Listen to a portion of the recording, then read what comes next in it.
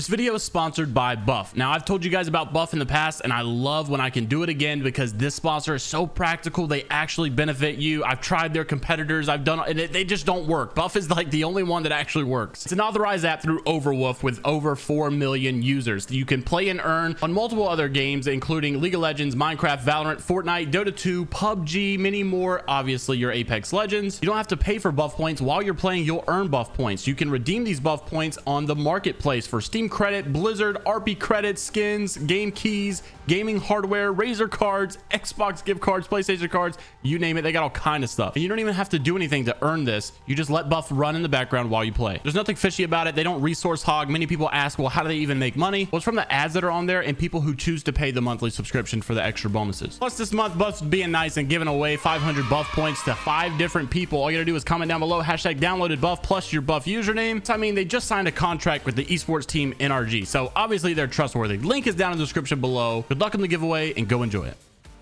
Every season, there's always this pro versus casual debate and how the game should be made and designed and which audience should it cater to. There's so many items in the game that a lot of pros want removed because they say it's for casuals. A lot of casuals say pro players need to stop crying all the time and complaining about everything. And there's a big outrage going on right now of something that may potentially be removed from the game. Let's talk about it. And of course, some other news as well. By the way, winners from giveaway on last video are down in the description below, not the comment, because the comment is for our sponsor. So check the description. Make sure to reach out to me if you want. So earlier in Apex existence, many people wanted the Kraber removed from competitive and esports entirely because it wasn't healthy for the game. And that's what they said, at least. Well, now the Kraber nerf came. People were happy because casuals liked it for, you know, pubs and even ranked. But now some people were even saying that it's actually better for it to be in the esports scene too, because it makes those high action plays, those hype factor plays, you know, exist in esports. But it's not just the Kraber that's had that conversation. The gold knockdown shield having a self revive has also been in that conversation, and that's what came out today from XSET's pro player Klain and also Apex Legends News Alpha Intel. And this is what he said on Twitter. He said in all caps,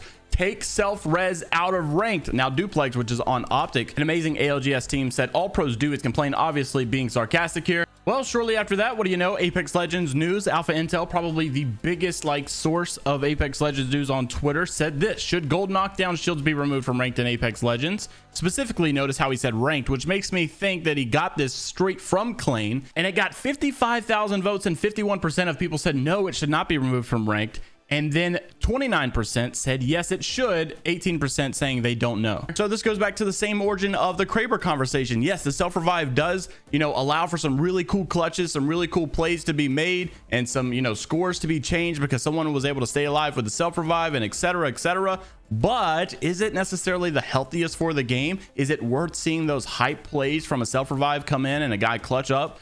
Or is it just really ruining the competitive integrity of the game? Many people were obviously saying, well, hey, just nerf it for esports, but you saw what they did with the Kraber. Is that actually viable? Is that a realistic option or approach to take? And will they eventually remove or reset the all-around premises of what the gold knockdown shield does? Now, before you jump the gun and get too excited, if you are a fan of the gold knockdown shield and what it provides, I would also invite you to think about if the Kraber conversation was put on here for a vote, how do you think that that would go? I personally think that people would vote to not nerf the Kraber at all, and yet here we are. The Kraber got nerfed. I do think that they're going to listen and adhere to the advice or warning of the pro players of what might be the most competitive, healthiest integrity for the game. So if they think that the gold knockdown shield needs to go, doesn't matter what we vote or what we say, they're going to go with what they think is the best for the games. By the way, this is not just one tweet. Many pro players have been saying this for so long. But now that the Kraber has actually been nerfed, this conversation about the gold knockdown shield is finally coming back up again.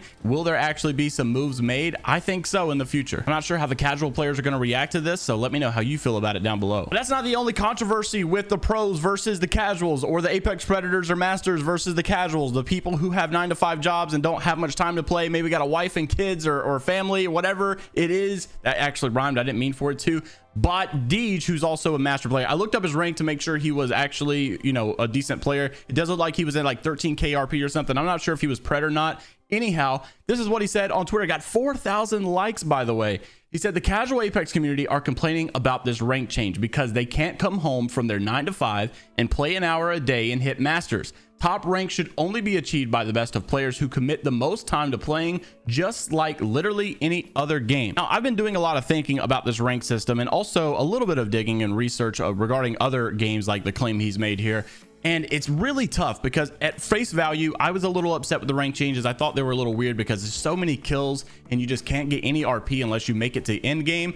And then obviously people say, well, it's a battle royale, you know, that's the whole goal of it to begin with. And I agree, I do agree with that.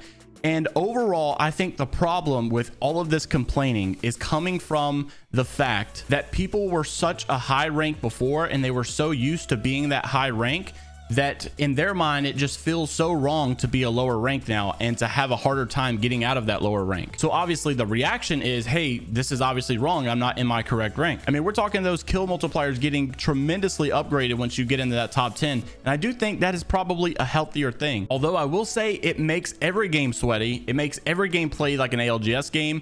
Yes, on one hand, that's fun, it's intense, I think that's how battle royale is supposed to be played. On the other hand, I think it proves my point from the beginning that battle royale is a boring rank game. It's not for everybody. I much prefer a rank system like Valorant or something that's like a 5-on-5. That's why I can't wait for Apex to do, you know, more multiplayer games like Control. I would love to play like a rank Control someday, or maybe even these other game modes we talked about, you know, Hardpoint, the capture the flag stuff. I think that's going to be so fun once it finally comes. If they have a rank system for it, it's going to be incredibly fun. Obviously that's a longer way out, but I just don't think you can replicate the feeling of a team versus team competitive mode. It's just nothing like watching FaZe go versus Cloud9 in a 5v5 or a 4v4. It's not the same when just a battle royale and you're seeing a third party or something like that. Or like watching a team win the last match of the LGS, but then you can't really be hyped for them because you're not entirely sure if they won the event yet. You still have to tally up the scores and see where the scorecard is, and then the hype comes. It's like all the hype has died down once you tally up the scores. There's no hype in that. The best esports, and especially the most viewed esports, are the ones where you can follow play by play and react according to the play you're watching to know whether or not who's gonna win. I mean, like imagine if like Call of Duty esports also considered assists and kills or something instead of just the raw score of the game to determine who wins the match.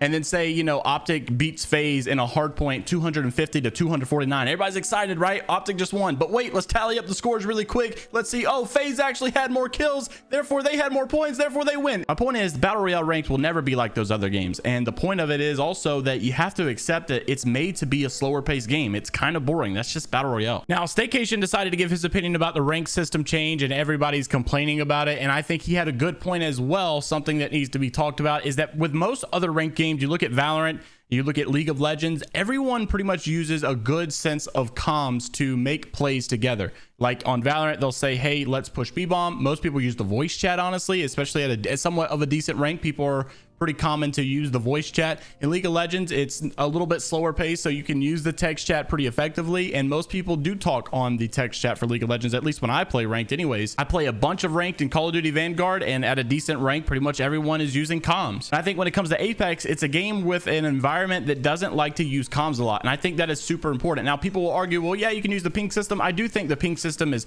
very good, but it doesn't cut it. It does not do the job. It's not the same as talking to someone and getting someone to listen to you for what you say, because when you ping somewhere, a lot of times they don't really care or listen to your pings. They're just going to go off and do their own thing. And Stay said this: there's a simple fix to the complaints about Apex solo ranked experience. Use a mic and play like a team the way Apex is meant to be played. The reality is most randoms don't do this, but then get mad when it's too hard. Apex is clearly ignoring solo complaints because they don't want the game to be played that way, but ignoring the fact that not all people play like a team with the mic aside from skill is inconsiderate. Now, in his final response, he kind of agreed with the response that I made as well. He said, but then again, Apex has the worst microphone quality of any video game I've ever played, so I don't really know at this point. And I agree, the voice chat is absolutely terrible. I can hardly even hear my teammates, especially when I get console teammates. So I think you need to do what Rocket League just did. Rocket League basically got rid of their voice chat entirely, made it brand new, made it actually work, made it really good, and then they brought it back, and now supposedly it works better and you can actually use comms in a more effective way. Apex has had a terrible voice chat since like the beginning of its launch, and I still can have a hard time hearing people sometimes. They're not loud enough, and a lot of times their mic quality just sucks and you can't understand them. But on Discord, you hear them just fine. So they really need to up their microphone quality, or at least the voice chat quality, so that maybe it's more common for people to actually use comms. So in your opinion, what's the best way to fix the solo queue experience when it comes to ranked? What changes would you make? Let me know down in the comments below. I'll see you all in the next one. Have a great rest of your day. Don't forget to check out Buff down in the comments below as well, and the description. I'll see you in the next one. And until next time, later, Gators.